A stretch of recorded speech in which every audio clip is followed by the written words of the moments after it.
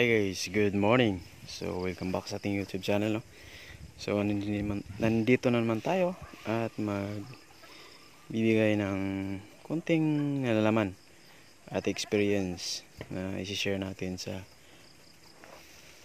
atin dito sa ating YouTube channel. So yun guys, ito yung ating sili na panigang, no? So makikita nyo guys, ang daming bunga. Naniwala talaga ako sa kasabihan dati nun sa mga lula ko. Ewan ko sa inyo kung naniwala ka ba naniwala ba kayo, no?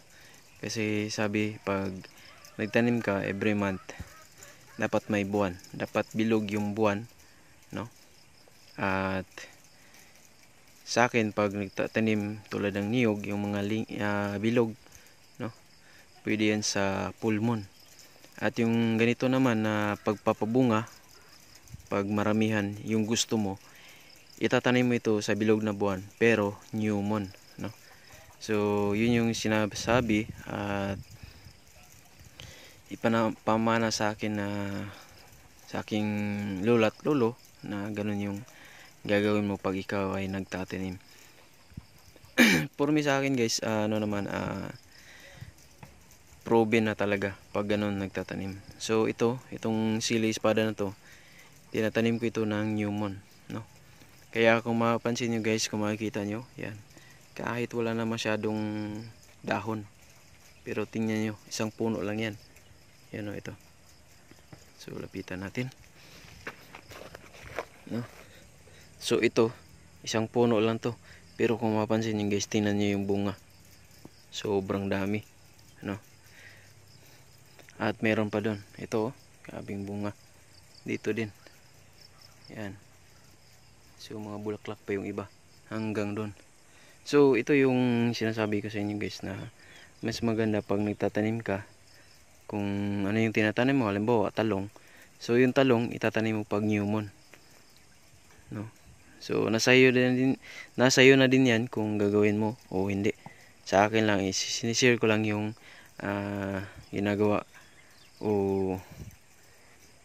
ginagawa ko dito sa ating mga tanim, no? Paano pa kaya pag maganda yung abono at nag-i-spray? So dito hindi na natin to ini-sprayan, kaya itong sili espada. At hindi na din to wala talaga, hindi to nakatikim ng abono, no? Na mga synthetic na yung fertilizer. So ano lang to, itin ng ating pugo, yung ipot ng pugo. So nilagay natin dito.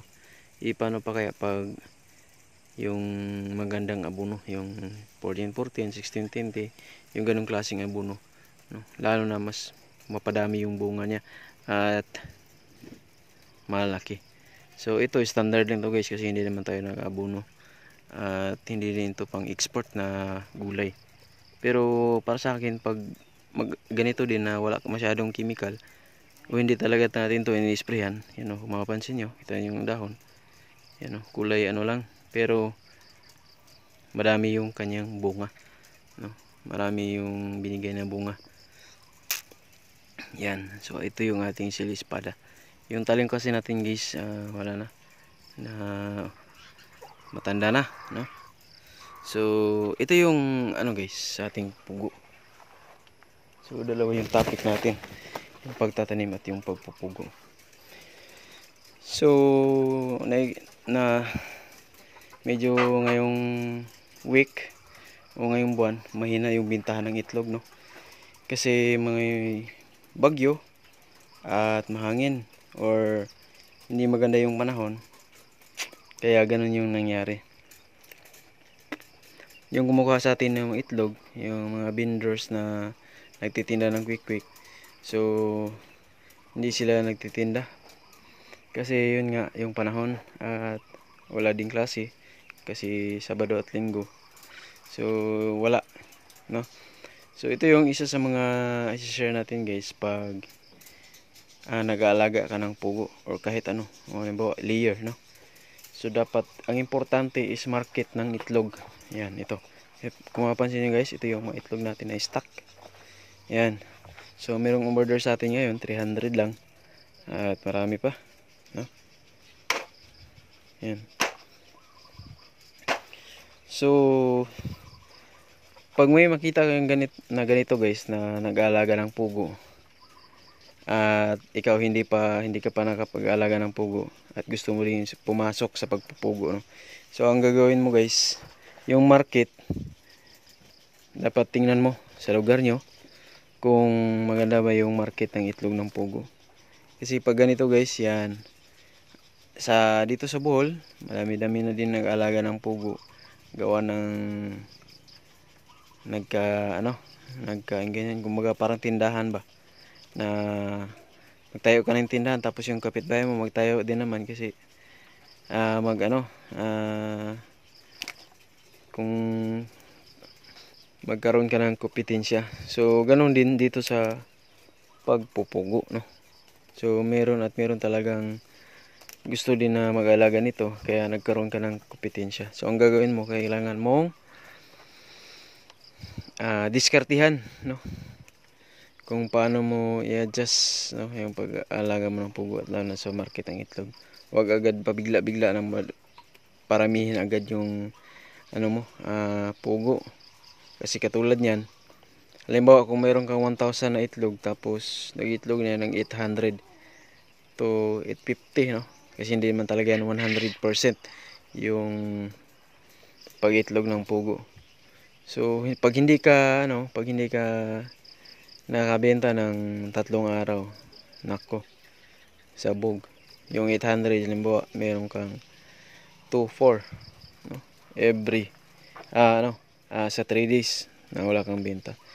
So yung pugo mo, pag ganun yung 1,000 heads, nag-average yan ng masa 40 to 1 sack ata per head, per day, no. So pag hindi ka nakabenta ng isang araw, nako, lugi ka talaga.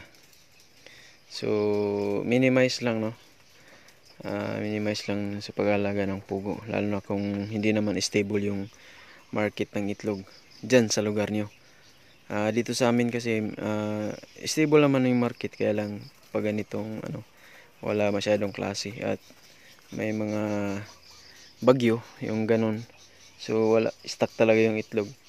Kaya okay lang din naman, kasi hindi pa naman masyado tong matagal na stock, kasi yung mga naunang itlog, yun yung binigay natin sa ating mga customer. At yung mga ngayong harvest, yun yung ipupunda na naman natin para palaging bago yung stock natin, no? So yun, market talaga isa sa mga importante. Kasi pag hindi ka pa nakapag-alaga ng pugo, tapos wala ka pang alam, kumbaga ganun, tapos yung meron kang market, no, yung market ng itlog na pugo, madali lang yung pag-aalaga, kasi marami na tayong tips o idea or step by step kung paano mag-alaga ng pugo from day old to week old, hanggang sa sila ay mangitlog. Kung kailan ka magbigay ng feeds, kung kailan ka magbigay ng pakain na pangpaitlog, at kailan mo sila hihintuan sa pagbibigay ng feeds na yung Integra 1000, kasi yun yung gamit natin nung sila ay maliit pa o sisiw pa lang, no. So marami na yan tutorial dito sa YouTube, no, kung paano alagaan yung pugo.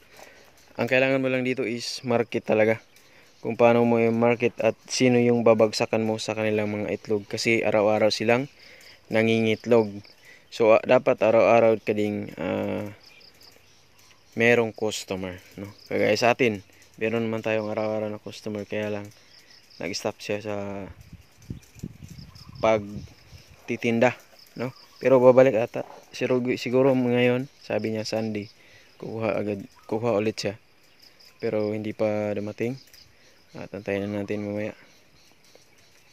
Kung hindi darating, so kung hindi dumating, ito yung natin, stock na itlog, yan.